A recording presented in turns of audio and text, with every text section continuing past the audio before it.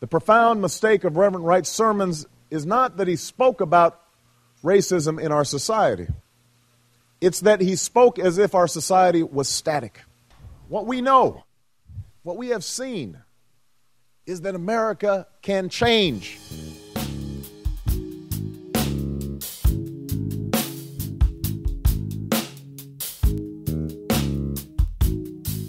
I have to ask you about your family. Dick Cheney, you and he are 8th cousins. Yeah, how about that? Yeah, that's Not kissing cousins. No.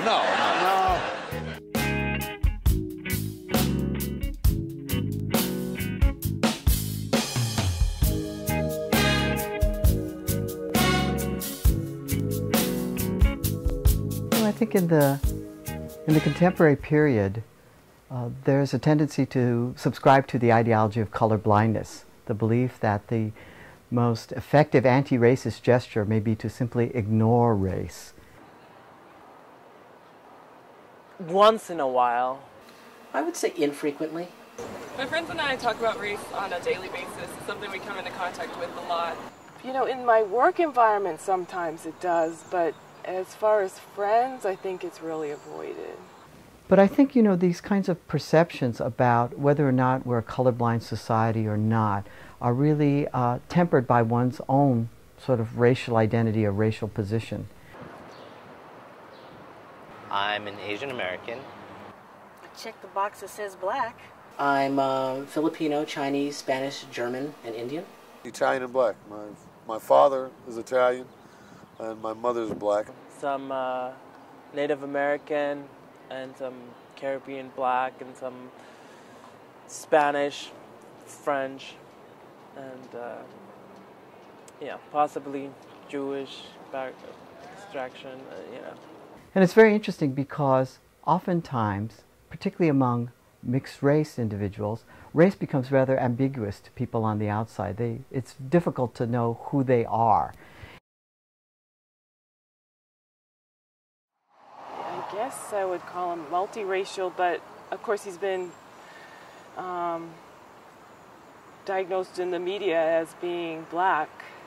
He's black and white, I guess, yeah. Oh, he's a black man. You know what? I assumed he was a black man. And then I found out that he was of mixed heritage, white mom and an African dad. It's like, oh, that's a perfect American story right there.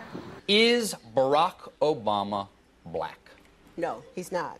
In the American political context, black means the son of West African, the descendant of West African slaves brought here to labor in the United States. Okay, so if he's not black, why doesn't he just run as a white guy? He's not white either. He is an African American, or he is an Should we American, think of a new name for what he is? We do. We need a new name because what about there's nouveau black?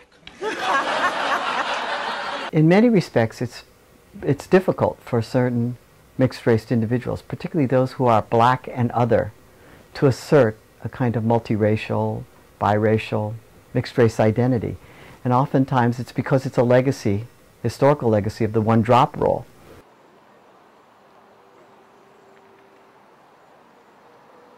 I have no idea. What is the one-drop rule? One-drop rule. Well, that's if you have one drop of black, you're considered black. If you have one drop of black blood in you, that means you're black.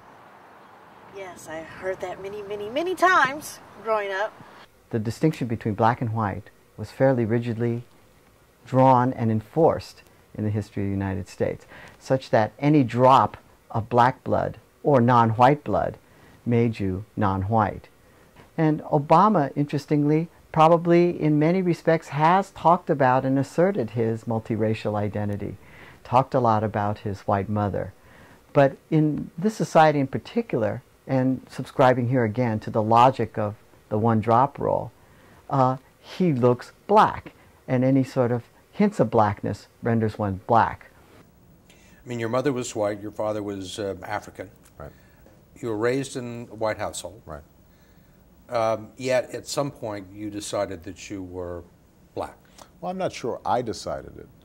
I think, you know, if you look African American in this society, you're treated as an African American, and when you're a child in particular, that is how you begin to identify yourself.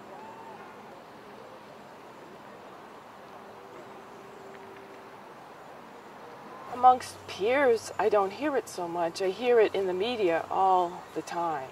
Well, see, I hear more in the media people's discussions of Obama with relation to race. There's such a total disconnect from the reality that I'm interacting with and what I'm hearing through the media.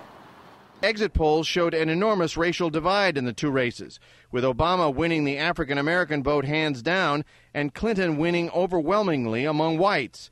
Looking at scenarios where if Hillary Clinton can get into some of that African-American vote, take some of that away, and really capitalize on the white vote, she's got a real shot in North Carolina. I don't think they talk too much about race relations because I think it's an important subject to talk about. I think that the way they're talking about it isn't particularly helpful. Some people don't talk about race enough because they shy away from the subject, because most people are trying to believe that racism doesn't exist. When it does, it's like still here. Yeah, it's like you're not gonna like, I think, destroy in just a matter of like years. With some civil rights. Yeah. It's easier for many whites to be colorblind and to operate on that assumption and to believe that that's the kind of ways in which we should function. And for other groups of color, it's oftentimes very difficult to imagine a colorblind society now, particularly when, from their perspective, race still matters, and it matters very much. Just the ways they negotiate everyday life, it comes to the fore and hits them over the head. I think the myth of neutrality and objectivity is just that, it's a myth. Nobody sees color blindness. You know, when people think they're doing you a favor, they say, you know, I looked at you and I think you're articulate and insightful and you have a PhD from Princeton and I don't see your color. Dang, I do. And what's interesting, but what's interesting is that the pretense that we mustn't see color is a difference between not seeing blackness and not seeing race. I don't want you to transcend my blackness. I want you to transcend your bigotry about my blackness, the blindness that you have about whiteness, and what that might mean. The fact that Obama still is read as a black person, as opposed to maybe his sort of social identity as a mixed race, multiracial individual, shows in fact that we still operate by some of the kind of mechanisms of the past. We still operate by a kind of one-drop rule. We still operate in a setting in which race does influence our perceptions in everyday life. Our society's fascination with kind of putting you in a box means that if you don't fit in a box, you're quickly a target. Sometimes people don't accept that you're the other race, or they don't think that you can be both at the same time, that you must favor one over the other. And so they'll be like, oh, which one? So which one are you more, Mexican or Korean? Like, I'm both.